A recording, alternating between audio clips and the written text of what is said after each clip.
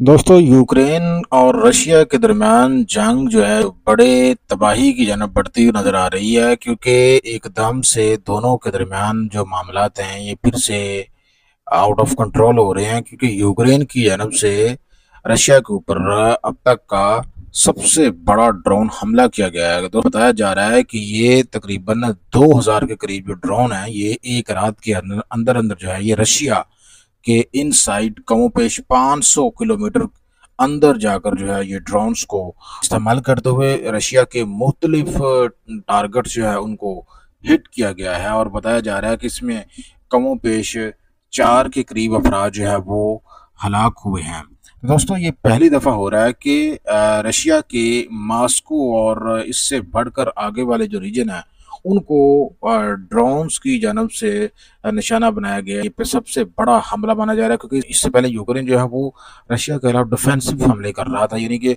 Russia के हमलों को रोकने के हवाले से कर रहा था। लेकिन अब आस्ते आस्ते यूक्रेन जो है वो मगरब की जो मदद उसको मिल रही है उसकी बुनियाद पे वो बहुत आगे बढ़ता हुआ नजर आ रहा है। और उसने कमों पेश 500 किलोमीटर के अंदर रशिया के अंदर जो है मिसाइल हमले किए हैं, जिससे उसके जो एयर डिफेंस सिस्टम है वो मुकम्मल तौर पर नाकाम हुआ है। तो इस 4 अफराद जो है दोस्तों ये हलाक हुए, और इसमें बताया गया है कि इंडियन शहरी जो है वो भी इसमें हलाक हुआ है। अब इसमें निशाना किसको बनाया गया है जी? मुख्तलिफ एनर्जी और इंडस्ट्रियल साइट जो है उनको निशाना बनाया गया है, जो यूक्रेन की state security service of Ukraine है उसकी जानब से ये बताया गया है कि उसने several oil facilities, pumping stations और इसके अलावा जो रशिया की हाई प्रोफाइल वेपन्स मैन्युफैक्चर करने वाले जो प्लांट है मॉस्को रीजन में, उनको जो है दोस्तों ये निशाना बनाया गया है। और इसके साथ साथ ऑयल रिफाइनरी को जो है डैमेज किया गया है यूक्रेन की जानब से। तो ये सबसे अहम 3 साइट्स थी जिनको अब तक यूक्रेन जो है वो हिट करने में नाकाम रहा था, लेकिन अब वहाँ तक भी वो पहुँच गया, जिसका मतलब है कि मामलात जो है वो बहुत आगे तक जा रहे हैं। और ये भी बताया जा रहा है कि रशिया का बिजी तरीन एयरपोर्ट है जनाब श्री मैट्यू इंटरनेशनल एयरपोर्ट जो है, वहाँ भी ये ड्रोन के कुछ रैकेट जो है वो गिरे हैं। अलबत्ता वहाँ पे कोई जो नुकसान है वो सामने नहीं आया है, नहीं हुआ है। तो लेकिन अलबत्ता इससे 200 से ज़्यादा फ्लाइट जो है वो कैंसिल कर दी गई हैं।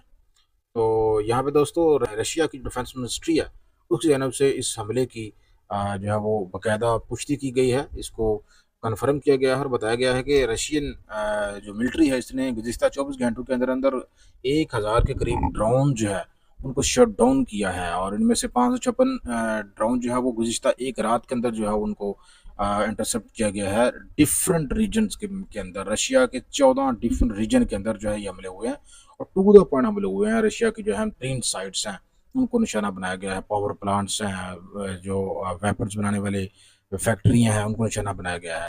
वही इस बात की जो पुष्टि है ये यूक्रेनियन प्रेसिडेंट जेलेंस्की की जानब से भी की गई है। उसने इस हमले को जस्टिफाई किया है। उन्होंने कहा है कि पहली दफ़ा रशिया के अंदर लॉन्ग रेंज ऑपरेशन जो है उनको पाया तकमील तक पहुंचाया गया है, और रशियन एयर डिफेंस सिस्टम है उसको ओवरकम करते हुए रशिया के अंदर 500 मील के अंदर घुसकर जो है हमने मुख्तलिफ रशियन अहम तरीन साइट्स को, स्ट्रेटजिक साइट को निशाना बनाया। तो ऐसा पहली दफ़ा हुआ है।